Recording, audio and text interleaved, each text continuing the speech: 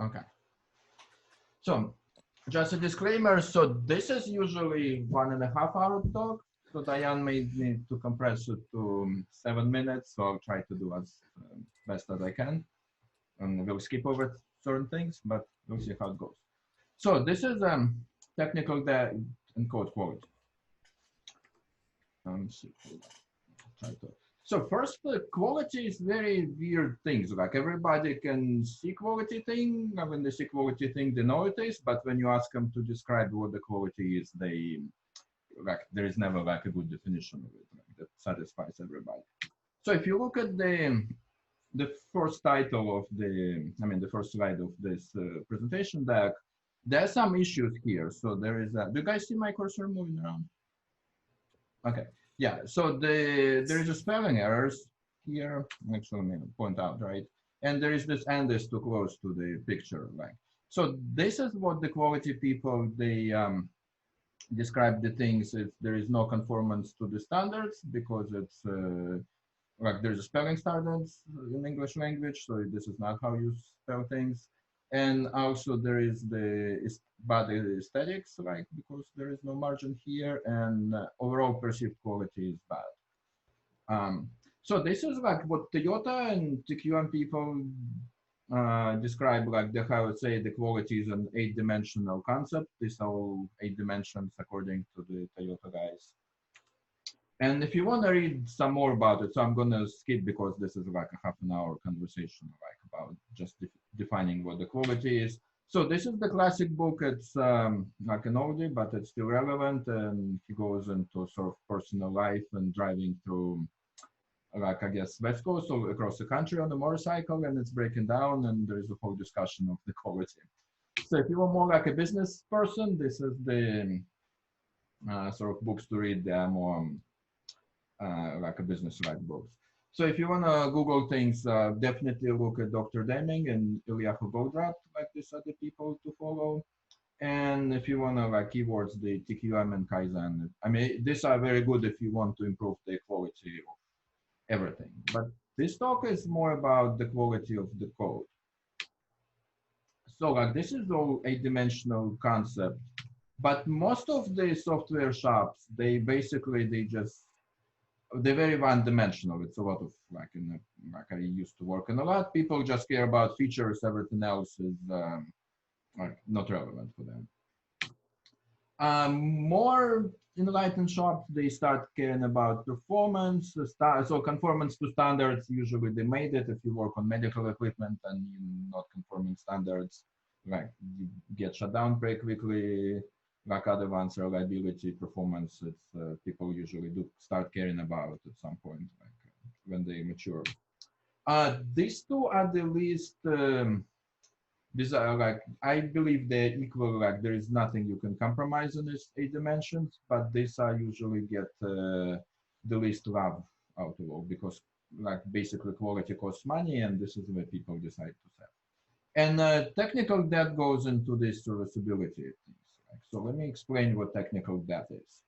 So if you guys familiar with Scrum, Agile things, but in general, so this is the graph how long it takes to complete 1-point story, and like with some kind of unit of work, depending on how long the project been in existence. So when the project starts up, you can just start coding like crazy, and like the first 10 months you can like push out the features.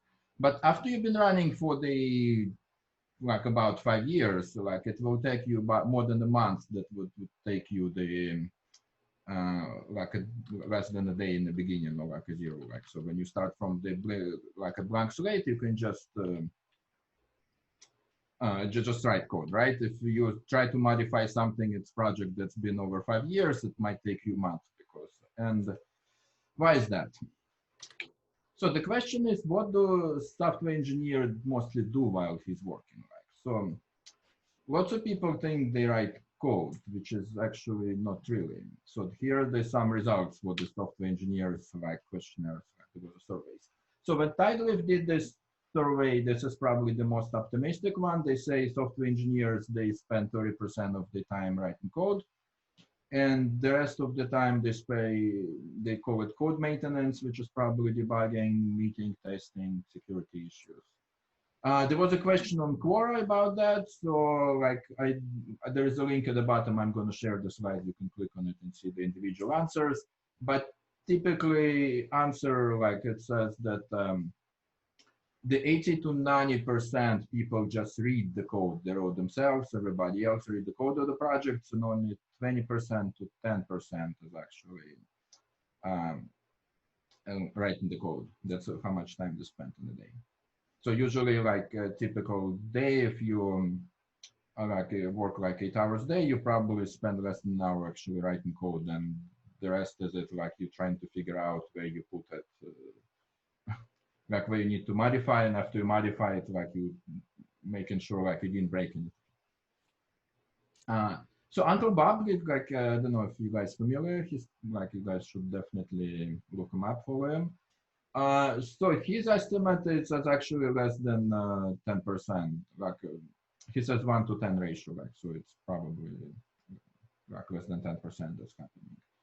So if you anybody of you did computer engineering or like sort of engineering architecture things, there is something called Amdahl's law, and what it is, it's if you have some task, like it takes like that's the whole like and we have an opportunity to speed up some portion of the task is. So the overall of the speed up, it's calculated by this formula. So the T is it's the portion that we can speed up 10% of the time spent on something, like by the factor of S, that what overall speed up is it. So if we use it on the previous answers and say if you can double something, right? So if we can like get some kind of magic pill and it will make us write the code twice faster. We only improve our productivity by 10%. But if we take a different magic pill and it will make us understand and read the code faster, we'll improve our speed by 60%. So how do we do it? Like there is no actually magic pill like that. So, so to understand what slows us down, these are the things I identified like last week, but probably there is more or less. And I mean, it's a general consensus in industry. So there is a bad code structure. Let me actually go. I'm not going to do this.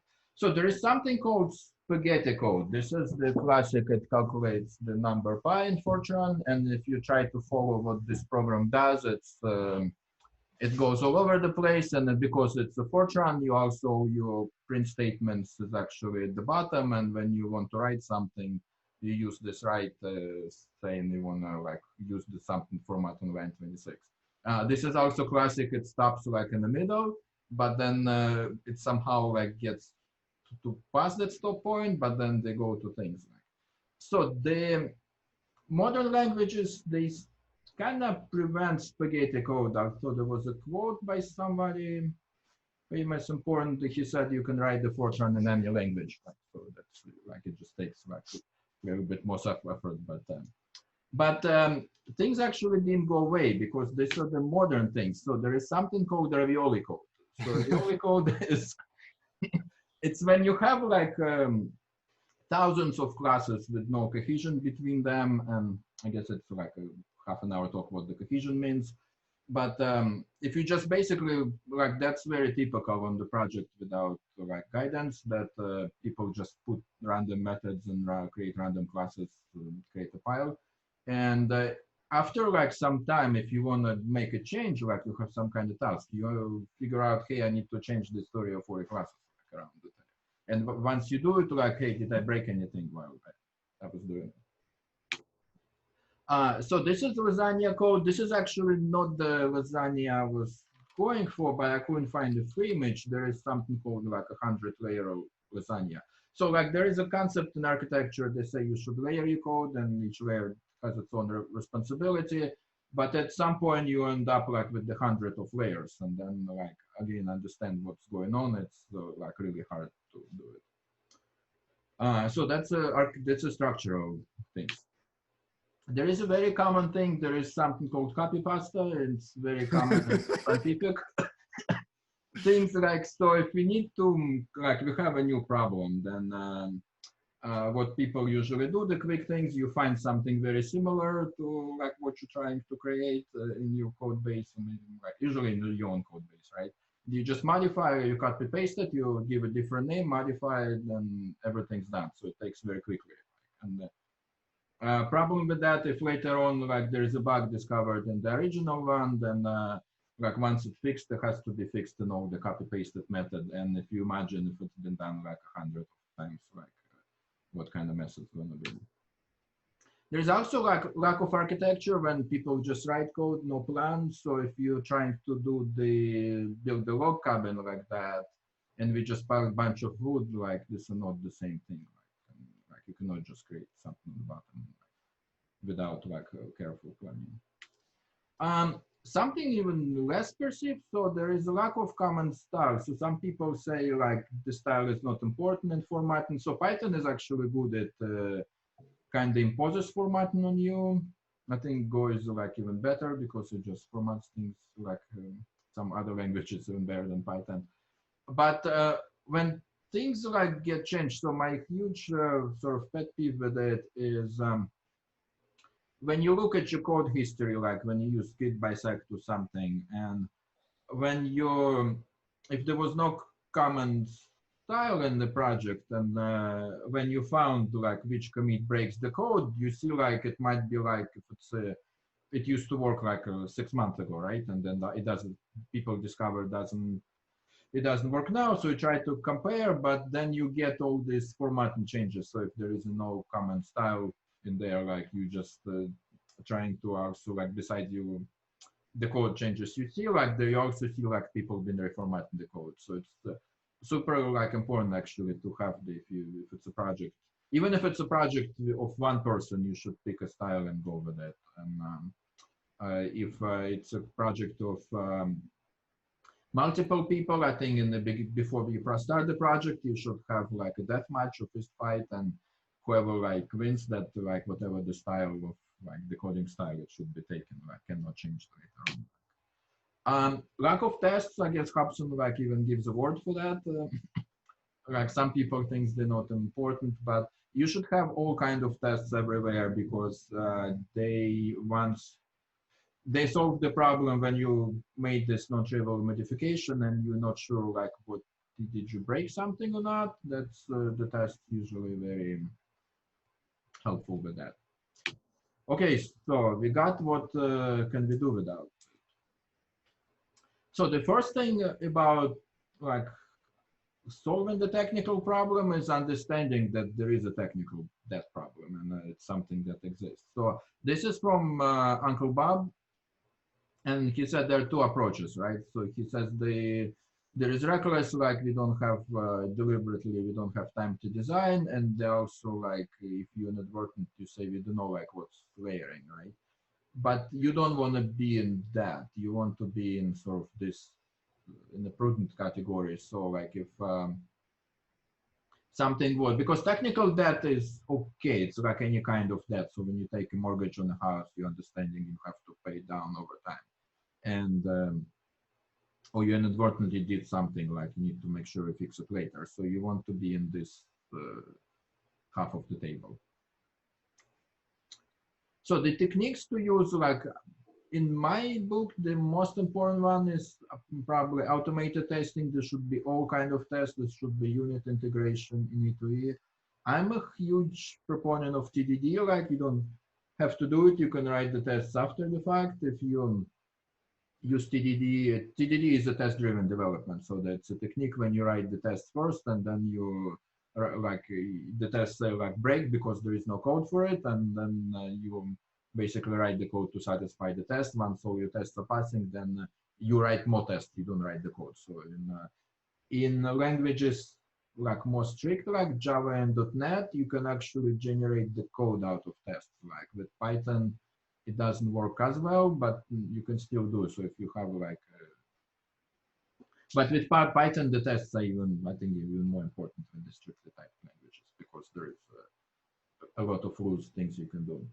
In other things, you are, like, as I said, you understand that there is a debt, and in your project, you should sort of allocate the time to clean things up. Usually the healthy thing is to spend at least 20% of the time cleaning the things, but you should be spending at least like 5% of the time just to clean up, not working on new things. 5%? And so here's some tools, like the ones I like. There is PyMcCabe and PyLint. Actually don't use them because there is something called SonarQube, and it's a collection of, they kind of shuffle the things, they pick tools like they don't, and it's they just run them for you. And there is a little demo. How are we doing on time? Is it time for demo? Let's see. And the demo. So this is how SonarQube looks like. So if it's on, what I like the most about it is it gives you the status if you're running sort of like a large code base.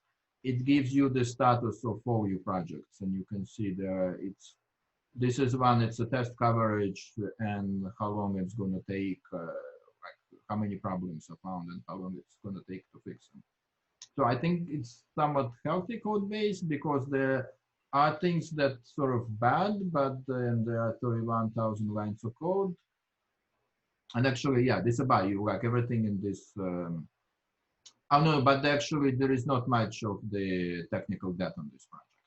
And there are things that have a lot of problems. It's probably because of complexity, but the test coverage is pretty high. I mean, you should probably have at least 80%, but this is still okay. And it gives you different things. And if you want to play with Sonar, you can actually, there is the Sonar Cloud. It's in the link on the things.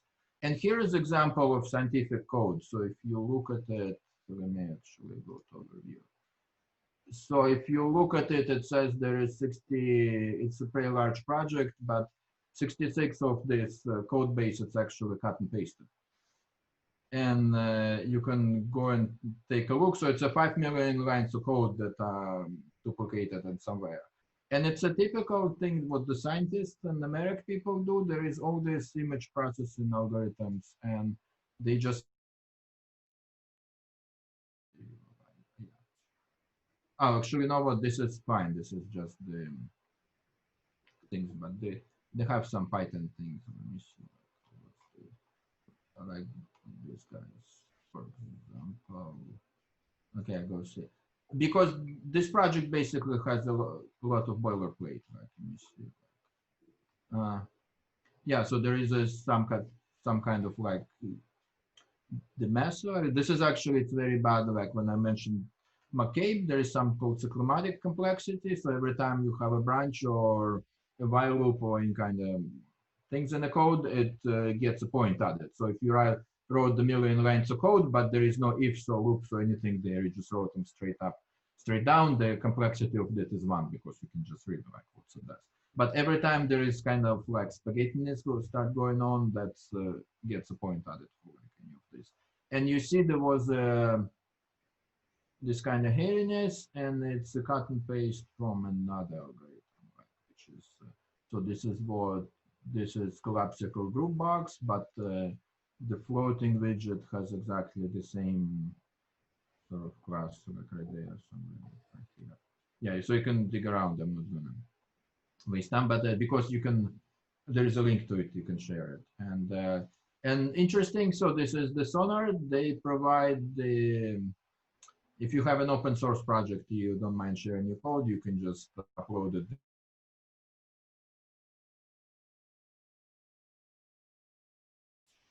So that's pretty much it. So any questions?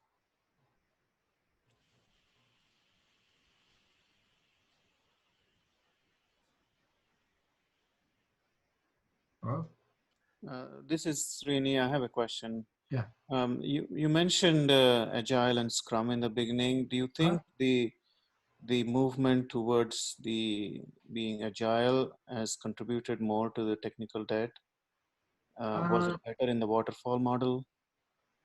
I don't think so. I don't think it depends the way you're working. It's more like when you're in Agile or Scrum, you should understand there is technical debt, and you should just allocate some type of your capacity towards the fixing. It's actually very easy to do in Agile because you have so many points to complete in a sprint, and you just say like you're doing like 20% or like between 5 and 20% on the fixing things. So these are the valid points.